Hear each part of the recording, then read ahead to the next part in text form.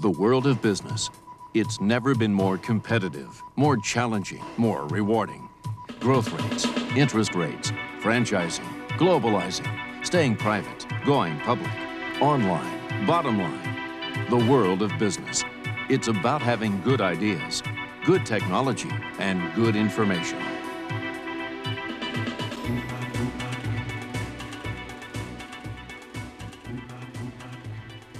Hello, I'm Morley Safer. The World Wide Web, information technology, e-commerce. Today we can conduct business faster and more efficiently than ever before. And as we're about to see, keeping it all running is creating a business of its own. Wireless communication tools have become a staple in today's society.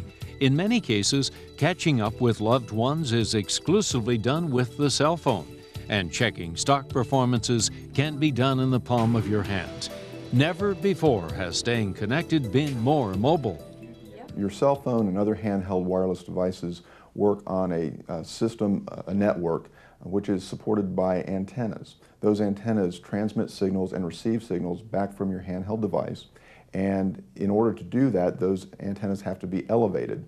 Typically, that's on a tower structure.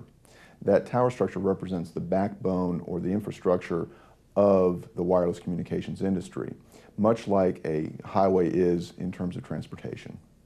These tall towers may be the brains behind wireless tools, but not many people realize just how much brawn goes into installing and maintaining them, or the risks involved. Our average height we work at is usually 300 foot or less. We do work at heights higher than that, but 300 foot or less is the average right now. The obvious exposure is the risk of falling. Because the chance of injury can be high, the Occupational Safety and Health Administration, or OSHA, requires training certification for all tower climbers.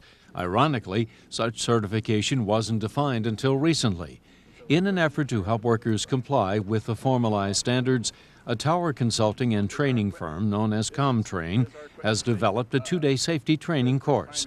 It's designed to teach all tower climbers how to accurately assess each structure, as well as perform rescues in the event of an emergency. This type of course is a two full-day course.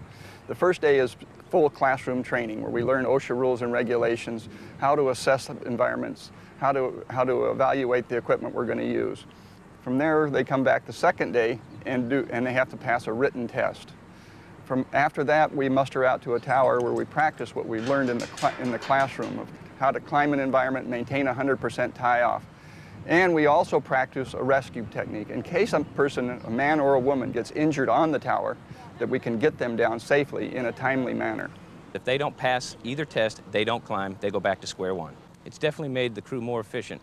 We now don't have to have in the back of our mind the what if I fall. If we fall, we have the gear and then we have the knowledge and know-how to rescue that person and get them down to the ground. From an industry perspective, it's important that workers demonstrate a level of qualification or certification in getting the job done so that we can rely on them, and we do rely on them very heavily for deploying our networks. We want to make sure that the work is done in a timely fashion and with the level of quality that's necessary for a wireless system to work, as well as making sure that they perform that work safely. We all share in the responsibility to make that happen. For many of us, mobile communication is a must, and for every cell phone or PDA that we depend on, there are some who are climbing to newer and safer heights, ensuring that our connections remain wire-free. Global communication, networking, technological advances, just a few of the elements influencing the world of business. As those developments happen, you'll see them here. Thanks for tuning in.